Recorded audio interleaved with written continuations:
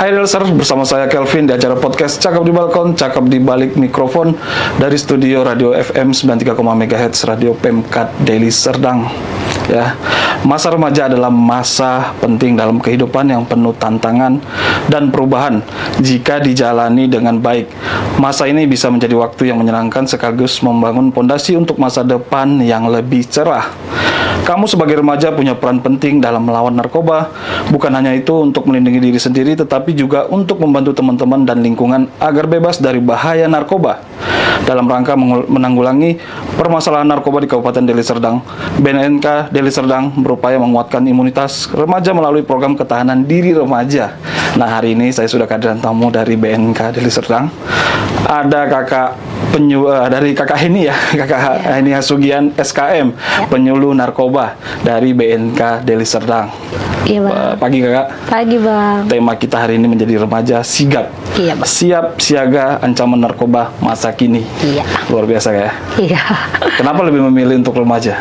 Iya, karena kan seperti yang kita ketahui sekarang masa remaja itu masa peralihan ya, Bang ya. Peralihan. Dari anak-anak menuju dewasa. Nah, sering sekali itu remaja sekarang ini menjadi target sasaran untuk menjadi korban penyalahgunaan narkoba. Makanya itu saya tertarik untuk melihat, oh, remaja ini perlu nih diberikan informasi tentang bahaya narkoba seperti itu, Bang.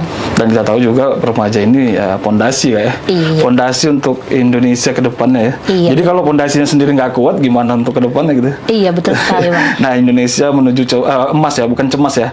Emas. Iya. Oke, luar biasa. Semangat dan sehat Kak ya. Iya, sehat, Bang. Puji Tuhan. Puji Tuhan ya, Iya, sehat. Cantik banget hari ini ya Kak. Aduh, terima kasih, Bang.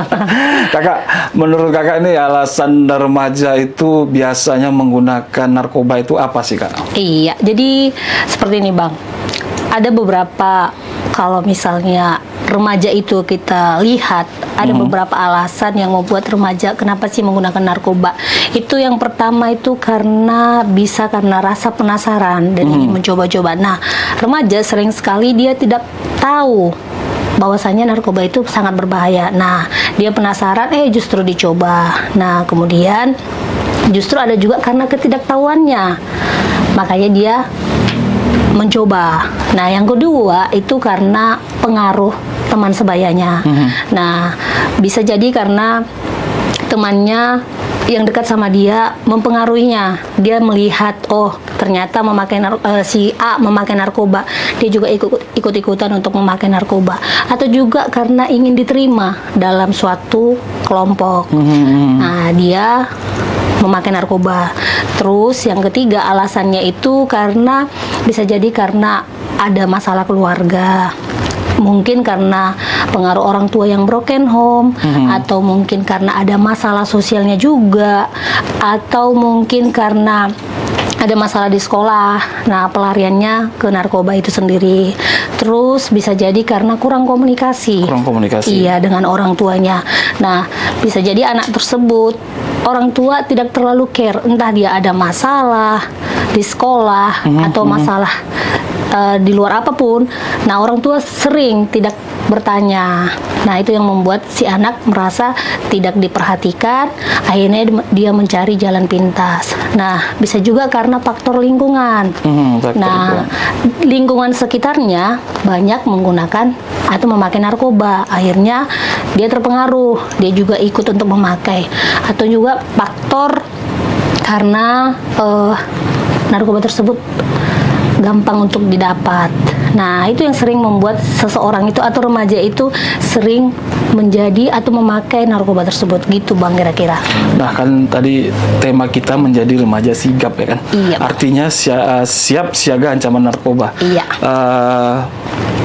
Mungkin sasaran kita adalah remaja Kakak. Iya. Pasti remaja, karena memang untuk remaja tema kita hari ini ya. Iya. Nah, remaja itu klasifikasinya umur berapa, dan kalaupun ada yang memang sudah dalam, maksudnya gini, mungkin yang dalam kasusnya menyalahgunakan narkoba, itu biasanya di usia berapa sih Kak gitu? Iya, yang sering itu bisa dikatakan menurut WHO remaja itu usianya berkisar mulai dari 13 sampai 15 tahun, itu bisa dikatakan remaja. Nah, tapi tidak menutup kemungkinan juga kalau ditengok korban penyalahgunaan narkoba bisa jadi di bawah usia 13 sampai 15 tahun tadi. Nah, itu dia.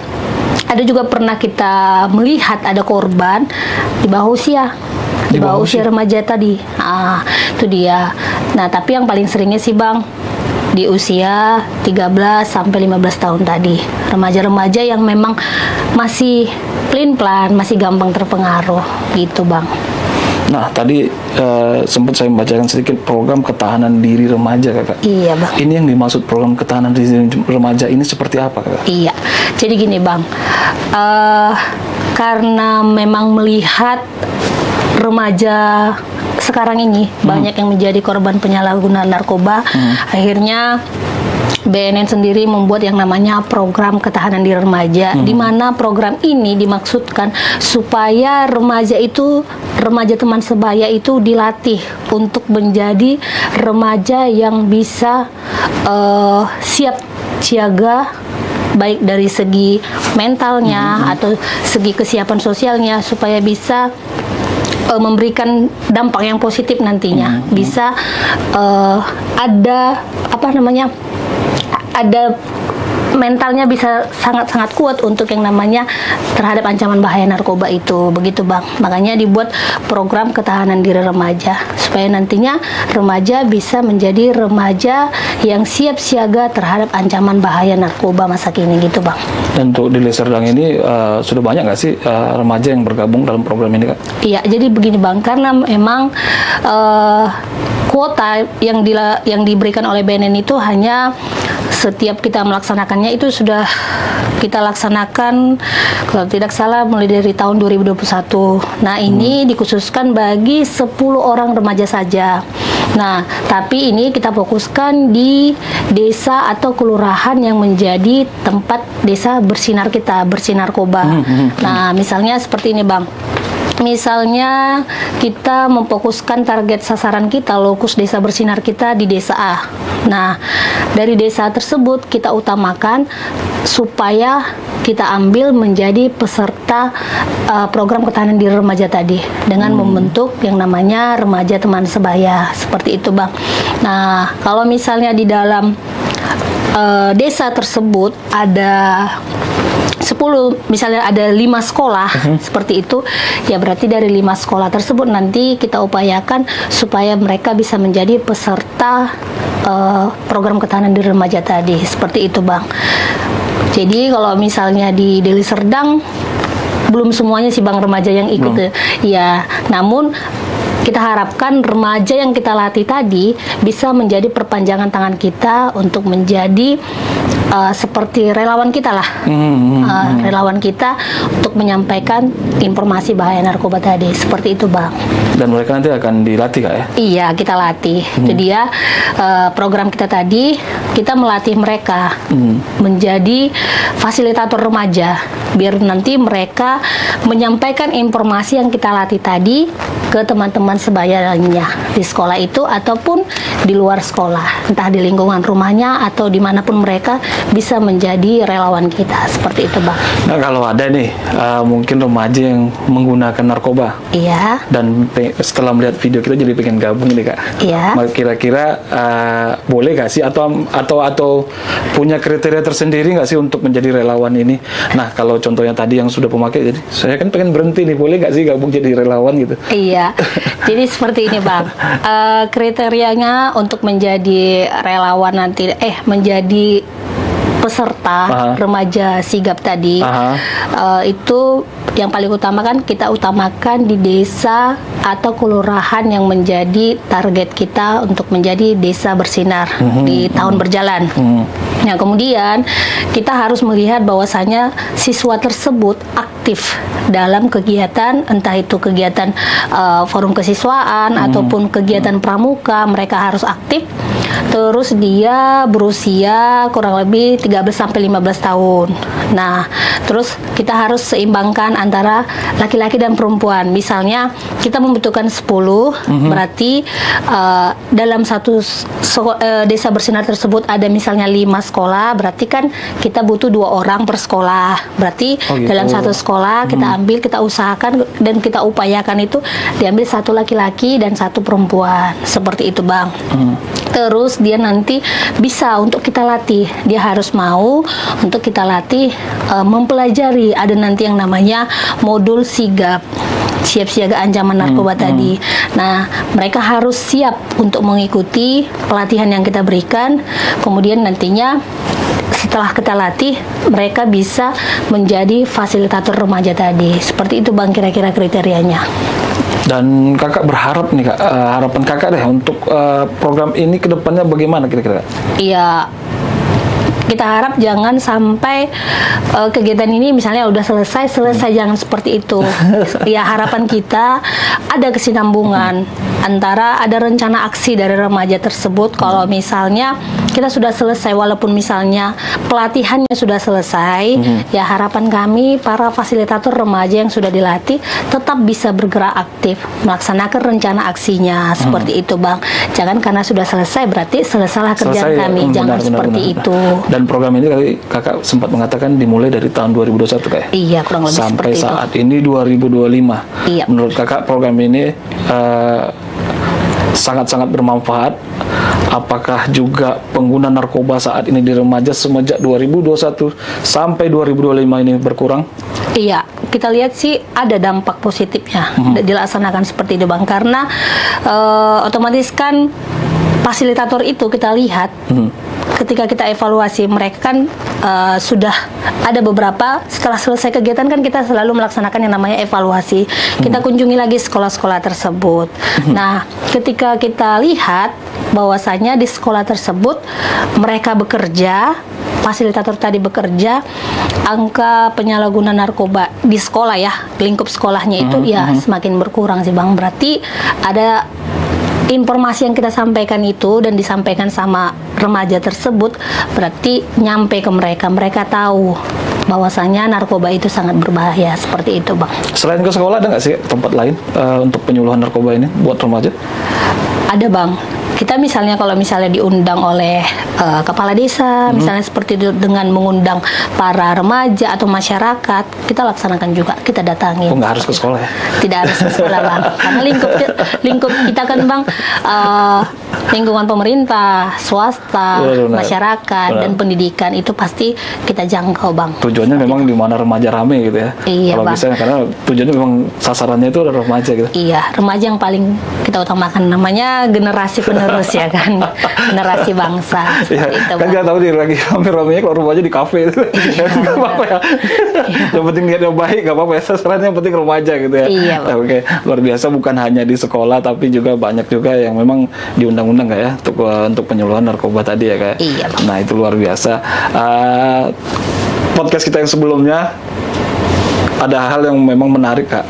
Itu kesenjangan dari anak remaja dengan orang tua itu biasanya faktor yang banyak terjadi itu adalah gadget. Iya. Nah, itu luar biasa. Jadi tadi saya cuma mau nambahin itu aja, gadget. Memang dampaknya besar gitu. Walaupun kita anggap ya sepele gitu ya, main handphone doang. Tapi untuk waktu kita bersama anak itu berkurang gitu, jauh berkurang. Jadi itu salah satu hal yang mungkin menurut saya paling penting, dan anak biasanya jadi lebih menyendiri, seolah-olah ya aku cuman perlunya handphone doang gitu. Iya. Jadi di handphone juga kita tahu banyak positif dan negatifnya gitu ya. Iya, benar. Malahan banyak yang ini ya negatifnya. Iya. Jadi memang itu juga terkadang perhatian orang tua jadi kurang sih. Iya. Itu sih yang sangat keren bagi saya di podcast sebelumnya, dan itu juga bersinambungan dengan podcast kita hari ini. Iya, Bang. Nah, itu dia. Jadi buat anak-anak atau remaja itu penting ya. Karena kita tahu gadget ini sekarang bukan hanya dari remaja aja, tapi dari anak-anak. Iya, benar. Anak-anak, remaja, bahkan mungkin dewasa, ya mungkin lebih mengurangi waktu bermain handphonenya, lebih banyak menghabiskan waktu bersama keluarga. Karena keluarga itu seperti edukasi sebenarnya, edukasi yang baik untuk kedepannya, terutama bagi narkoba ini. Nah, kalau kita udah dekat sama orang tua, biasanya kita takut nih dekat dengan narkoba gitu. Nanti kalau orang tua saya tahu, bahaya gitu kan itu. Iya, benar sekali Bang. Ya, kalau misalnya memang komunikasi kita dengan orang tua baik, ya kan, ya pasti saya rasa anak-anak nggak akan mungkin mencari pelarian ya Bang. Benar, keluar benar. sana kan. Apalagi kalau misalnya si anak pulang sekolah, misalnya orang tuanya menanyakan gimana tadi di sekolah, ada kendala atau tidak, saya yakin anak tidak akan mencari pelarian karena Benar. anak merasa diperhatikan oleh orang tuanya.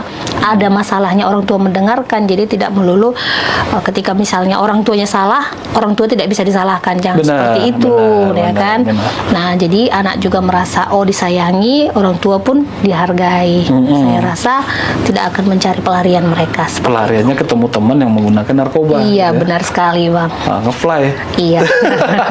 Nah itu dia. Jadi bagi orang tua di rumah yang nonton video kita, edukasi anak lagi, lebih lagi edukasi anak tentang bahayanya narkoba. Karena bahayanya narkoba ini ya ini sasarannya aja sekarang udah anak-anak.